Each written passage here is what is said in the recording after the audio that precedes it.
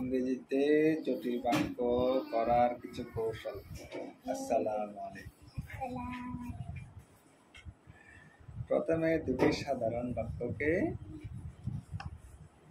যুক্ত করতে হবে ইউজিং কনজাংশনস, অর্থাৎ and, but, or, so, because, although, while, since, if, unless, until ইত্যাদি কনজাংশন ব্যবহার করার মাধ্যমে দুটি সিম্পল সেন্টেন্সকে কীভাবে কমপ্লেক্স রূপান্তর করা যায়।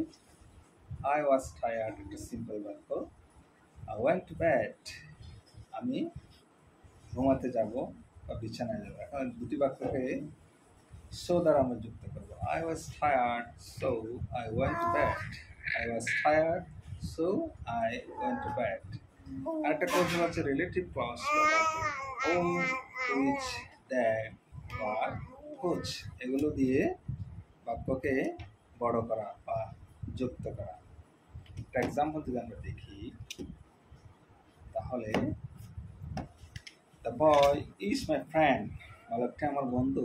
হি is wearing a red cap, সে একটা লাল ক্যাপ পরিধান করেছে। তাহলে এটা আমরা কি দিয়ে যুক্ত করবো? হু দিয়ে। The boy who is wearing a red cap is my friend. Who দিয়ে দুটি সিম্পল বাক্যকে যুক্ত করা। এরপরে কৌশল হচ্ছে পার্টিসিপল দিয়ে। সেটা হচ্ছে প্রেজেন্ট পার্টিসিপল হতে পারে, সেটা ফার্স্ট পার্টিসিপল হতে পারে। যেমন আমরা যদি দুটি বাক্য লক্ষ্য করি তাহলে দেখতে পাই feeling tired I went to bed early. Feeling tired I went to bed early. Frightened মানে ভয় পাওয়া। ফ্রাইটেন্ড বাই দ্য নয়েস গন্ডগোলকে ভয় পেয়ে। দ্য চিলড্রেন ran away শিশুটি দৌড়ে পালিয়ে।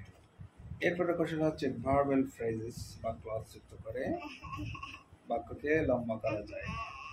when, while, after, before, because ইত্যাদি এর ভার্বাল যে ফ্রেজ বা ক্লজ রয়েছে সেগুলো দিয়ে আমরা এখন দেখব কিভাবে বাক্যকে যুক্ত করা যায়। After I finished my homework I watched a movie because it was raining heavily.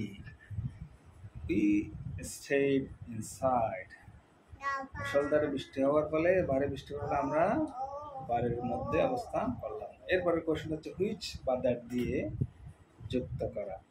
Example হিসাবে বলা যায় she gave me a gift, সে আমাকে একটু উপহার দিল।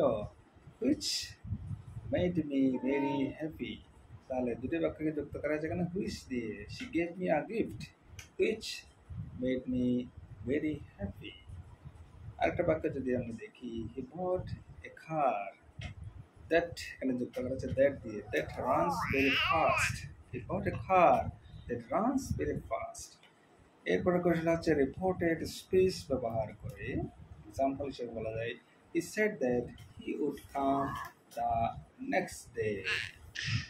He said that he would come the next day. The teacher told us that the exam had been postponed. Postpone মানে হচ্ছে স্থগিত করা। এরপরে ফাইনাল কোশ্চেন হচ্ছে ইনফিনিটিভ দিয়ে বাক্যকে যুক্ত করা। I have a lot of homework. Infinitive হচ্ছে to finish before dinner. I have a lot of homework to finish before dinner. She needs a place to stay tonight. Thanks for watching. Bye bye.